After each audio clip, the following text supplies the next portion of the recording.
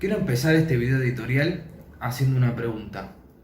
¿Cómo podemos confiar en que cada uno de nosotros no va a perder su libertad individual si el propio presidente Alberto Fernández perdió su propia libertad individual al momento en el que sucumbió a los pedidos de quien hoy es su vicepresidenta, Cristina Elizabeth Fernández, para ocupar el sillón de Rivadavia? Es necesario rememorar que Alberto Fernández durante una década se la pasó despotricando contra la expresidenta en cualquier micrófono que le ponían adelante. Me fui del gobierno, a mí no me echaron del gobierno. No me voy a callar su mal manejo de la economía que ha llevado a la Argentina de vuelta a tener déficit fiscal. No me voy a callar en denunciar que no solamente no acumuló un solo peso más de reservas, sino que se está gastando las reservas del central. Porque era perverso para en otros tiempos, se convierte en valioso ahora. Era perversa la reelección de Menem y es buena la reelección de Cristina. ¿Por qué? Era perversa la corrupción menemista y no es perversa esta corrupción revolucionaria. El peronismo fue conservador con Luder, fue neoliberal con Menem, fue conservador popular con Duhalde, fue progresista con Kirchner y fue patético con Cristina. Ya a esta altura debería definir qué quiere ser y a quién quiere representar. En verdad lo que ella quisiera y cree que es una ventaja es ser funcionario público y no presentar declaraciones juradas y que nadie te investigue. Yo estoy dispuesto a debatir cualquier cosa, lo que no estoy dispuesto es a obedecer porque yo hago política, no estoy en un cuartel. He sido muy condescendiente, lo que no soy es un estúpido. Hay un tercer mandato donde uno ya no encuentra elementos para ponderar.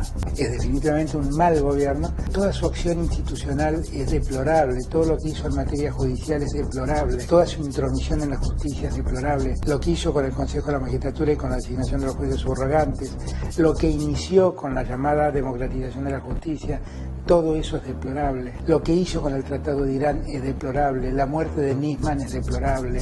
La no resolución de la muerte de Nisman es deplorable. El segundo mandato de Cristina, a mí me cuesta muchísimo encontrar un elemento valioso. Cuando Cristina se va, en el discurso de la plaza, impactante, mucha gente dice, dejamos un país funcionando, 30% de inflación, dejamos un país incluido, 30% de pobreza. Cuando dice esto la Presidente, ¿lo cree o está actuando políticamente? No, yo creo que ahí Cristina tiene una enorme distorsión sobre la realidad, francamente lo digo. Si Cristina revisa las cosas que dijo, debería rectificarse un montón de cosas. Cristina llegó a decir que Alemania estaba más preocupada que nosotros en materia de pobreza. Cristina sostuvo hasta el final que el cepo no existía y Cristina sostuvo hasta el final que la inflación no es importante. ¿Y eso qué es? No, eso es negación, es un gesto de negación, es una negación terca, por momentos absurda. Desde ese momento en adelante, y tras su propia pérdida de la libertad, Alberto Fernández junto a una gran parte de sus funcionarios se dedicaron a hacer que la ciudadanía argentina pierda su derecho a la libertad individual. Hay hechos concretos que dan a entender que la libertad de expresión, por ejemplo, se viene perdiendo. El caso de la denuncia que presentó la presidenta de la Asociación de Víctimas de Trolls, Gendalina Palazzini, contra los economistas Javier Milei y Miguel Bogiano por presuntamente instigar a cometer delitos por haber convocado a través de las redes sociales a participar de la famosa marcha de los barbijos que fue realizada el pasado 7 de mayo, da cuenta de ello. Pero además, el ciberpatrullaje que lleva adelante la ministra de Seguridad de la Nación, Sabina Frederick, es otra muestra cabal sobre el poder que se intenta detentar sobre los usuarios de las redes sociales. Ni hablar de la aplicación Cuidar, la cual el gobernador de la provincia de Buenos Aires, Axel Kicillof, quiso imponer con obligatoriedad y que después tuvo que retroceder por las repercusiones obviamente negativas que generó dicho anuncio. Dicho sea de paso, el punto 1.4 de los términos y condiciones se hace referencia a que la aplicación utilizará las funciones de geolocalización de los dispositivos móviles para contribuir a investigaciones científicas. Conforme la doctrina de la Agencia de Acceso a la Información Pública, Autoridad de Aplicación de la Ley 25.326, para que los datos de una persona sean utilizados con esa finalidad, el titular de los datos debe dar un consentimiento informado especial y no uno genérico como este.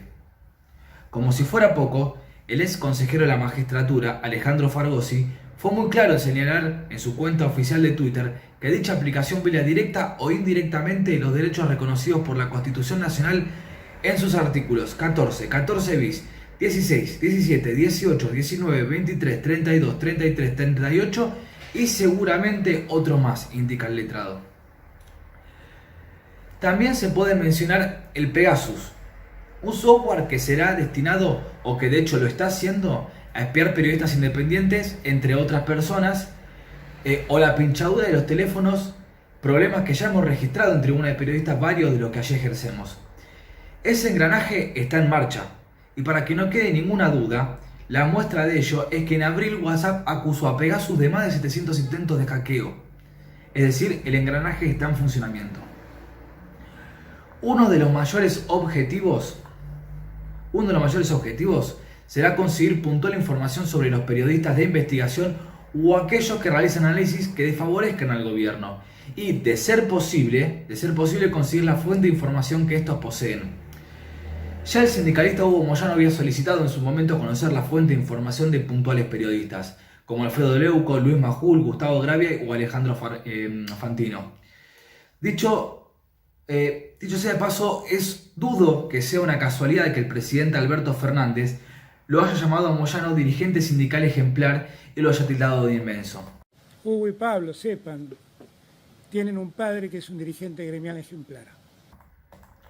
Pero, ¿qué se puede esperar si mientras Alberto Fernández se encontraba peleando por la primera magistratura no tuvo dudas en amenazar a Joaquín Morales Solá? En vivo. Es algo que necesito constantemente remarcarlo, porque es muy grave y muy importante. Que determinar es la primera pregunta, es Porque si va a gobernar usted o va a gobernar Cristina. Y voy a gobernar yo, Joaquín. Sí, porque sabe que usted va a llegar con el cargo elegido legítima y legalmente. Cuidado con lo que va a decir, pero los se votos, puede arrepentir mañana. Pero los votos lo va a tener. No, los votos los vamos a tener nosotros. ¿Cómo creer que la ciudadanía en general y el periodismo en particular ostenta independencia si el jefe de Estado, mientras ocupando el cargo de jefe de gabinete de Néstor Kirchner, llamaba a los periodistas de Tribuna, entre otros medios, y los amenazaba? Te puedo hacer mierda, solía evocar entonces. ¿Por qué cambiaría ahora encontrarnos al frente de la República? Es muy difícil de conjugar la libertad de la ciudadanía si la Argentina tiene un poder judicial casi sin movimiento y un Congreso que apenas sí funciona, obviamente para tratar lo que le convenga al oficialismo de turno. Pero sobre todo es muy difícil controlar la pérdida de las libertades individuales si el Poder Judicial o gran parte del mismo se encuentra obsecuente y sumiso a las peticiones de quienes hoy se encuentran ejerciendo en Balcarce 50. Para entenderlo es necesario comprender de qué manera está avanzando el gobierno contra el Poder Judicial. Al momento de dar inicio a la liberación de los presos con el pretexto del coronavirus, de un lado y del otro de la grieta comenzó la discusión que parece que aún hoy no tiene fin. Se trata de aquella en la que algunos analizan las responsabilidades conjuntamente entre el Ejecutivo y el Poder Judicial y aquellos que insisten en la inexistente división de poderes. El debate ostenta una relevancia hiperbólica, siendo que se plantea la falta de un elemento fundamental planteado por la propia Constitución Nacional y que hace la transparencia de la gestión pública. Sin embargo, lo cierto es que la propia historia ha demostrado cómo la justicia se va acomodando a los oficialismos de turno. Ciertamente hay excepciones. Se pueden encontrar magistrados, obviamente, que actúan de forma independiente. No obstante, esta reducida minoría y su plausible actuación poco puede cambiar el perverso sistema de estrecha vinculación entre un gobierno y el Poder Judicial. La realidad es que el Ejecutivo cuenta con muchas facultades hábiles que pueden entorpecer los procesos judiciales, sobre todo en este contexto aquellos que complican al clan Kirchner y compañía, y no han tenido el atisbo de ni siquiera ocultar las intenciones sobrantes. Véase el caso de los testigos protegidos, quienes guardan un temor justificable teniendo en cuenta que se encuentran bajo la protección de Juan Martín Mena, secretario de Justicia de la Nación, camporista y quien responde directamente a la vicepresidenta Cristina Fernández. Dicho sea de paso, no es casual que Víctor Manzanares, Leonardo Fariña y Alejandro Van der Broele, arrepentidos en causas que complican a la hoy presidenta del Senado, hayan salido de ese régimen. ¿No podrían los gobernantes apretarlos para que declaren en forma contraria a lo que venían sosteniendo? Ello es probable y no se escatimarían recursos a la hora de avanzar en la dirección de la impunidad de Cristina. Muestra de ello es el hecho de que la Oficina Anticorrupción, a cargo de Félix Kraus, fundador de Justicia Legítima y defensor del kirchnerismo camporismo, haya desistido de ser querellante en dos causas que complican a la expresidenta y sus hijos. Estas son Otesur y Los Sauces. La Oficina Anticorrupción en sí nunca fue un organismo independiente. y la pésima gestión de Laura Alonso da cuenta de ello. De hecho, Laura Alonso llegó a confirmar que no investigaba el macrismo para no ser imparcial. Promete en el gobierno. Corre, ¿la Oficina Anticorrupción se mete, es querellante o no? ¿O las deja pasar? Mira, dos cosas. Nosotros hemos hecho aportes de información en varias causas y dado que he sufrido acusaciones personales durante mucho tiempo respecto de parcialidad o falta de imparcialidad y por la falta de recursos humanos que también tenemos, en este momento no estamos querellando en ninguna de esas causas, porque para que me acusen de encubridora en las causas y de ir a embarrar causas de la corrupción, que las lleven adelante los fiscales, que son los fiscales y los jueces naturales de las causas, de este gobierno. Y esa me parece que es la decisión que preserva justamente cualquier tipo de sospecha o duda que pueda haber de la actuación que nosotros podamos tener en causas contra los funcionarios del actual gobierno. No obstante, en diciembre, a poco de haber asumido, el presidente Alberto Fernández firmó un decreto que llevaba a ese organismo a ser custodiado por la propia Casa Rosada. Ello no solo le saca un obstáculo judicial de enfrente a la familia Kirchner, sino que le brinda una aún más cercana posibilidad a Cristina de volver a administrar las propiedades y las cuentas bancarias que habían sido intervenidas por el Poder Judicial por los ya demostrados movimientos fraudulentos en perjuicio del contribuyente y el consecuente desvío de fondos de los amigos de la corrupción K.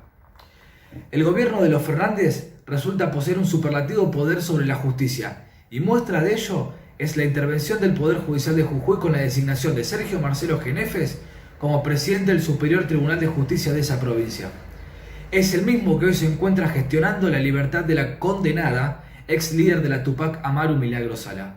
También se pueden mencionar las liberaciones de ciertos personajes hartamente cuestionables, luego que la actual fórmula gobernante gane las elecciones pasos, tales como Cristóbal López, Fabián de Sousa, Gerardo Ferreira, Carlos Cortes, Fernando Esteche, César Milani, entre otros. La necesidad de ostentar un control sobre el Poder Judicial la dejó expuesta en su momento el ex intendente de San Antonio de Areco, Francisco Paco Durañona, al advertir que los miembros de la Corte tienen que ser militantes nuestros, es decir, militantes kirchneristas, camporistas. Y el 11 de diciembre, el primer día, enviar un proyecto de ley para que se amplíe la cantidad de miembros de la Corte. Y los miembros de la Corte tienen que ser militantes nuestros. ¿Cómo olvidar el cambio de régimen previsional del Poder Judicial que hizo renunciar a decenas de magistrados? Ya se lo ha dicho el diputado nacional Fabio Quetlas a Tribuna de Periodistas. Eventualmente, el Ejecutivo va a impulsar una emergencia judicial luego de ese acontecimiento, algo que aún no se dio por el parate que hay en el Poder Judicial. A ese respecto, el ex consejero de la magistratura, Alejandro Fargosi, me dijo en su momento que por un lado no termina con los inconcebibles privilegios de los jueces, empleados, fiscales y otros funcionarios públicos, y por el otro no se dirige a mejorar el Poder Judicial, sino a dominarlo. Más claro, echarle agua. Incluso lo han admitido el propio presidente y la propia vicepresidenta.